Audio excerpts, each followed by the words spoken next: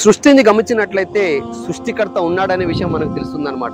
ఈనాడు ఈ సముద్రాన్ని మీరు చూస్తున్నారు. సముద్రమే కాదు, ఈ యొక్క సృష్టిలో ఉన్న ప్రతి జీవరాశి కూడా, ప్రతి సృష్టి రాశి కూడా ఆ సృష్టికర్త తయారు చేసిన మరి పంధాలో, ఆ సృష్టికర్త వాటికి విధించిన విధానంలో మాత్రమే మరి ఏదైతే హద్దులు మరి సృష్టించాడో, హద్దులు ఏదైతే తయారు చేశాడో ఆ హద్దులకు లోబడి మాత్రమే అవి ప్రవర్తిస్తున్నాయి, వ్యవహరిస్తున్నాయి. కాబట్టి మాత్రమే సృష్టి అంత సజావుగా నడుస్తుంది. కానీ మనిషి మాత్రం మరి తన స్వేచ్ఛను దుర్వినియోగం చేస్తూ హద్దులు దాటి ప్రవర్తించడం వల్ల అతని యొక్క జీవితాన్ని నష్టదాయకంగా చేసుకుంటాడు. తనతో పాటు సమాజాన్ని కూడా కల్లోలానికి గురి చేస్తున్నాడు. ఈ యొక్క సముద్రాన్ని మనం గమనించినట్లయితే ఈ సముద్రాన్ని ఎవరు నియంత్రిస్తున్నారు?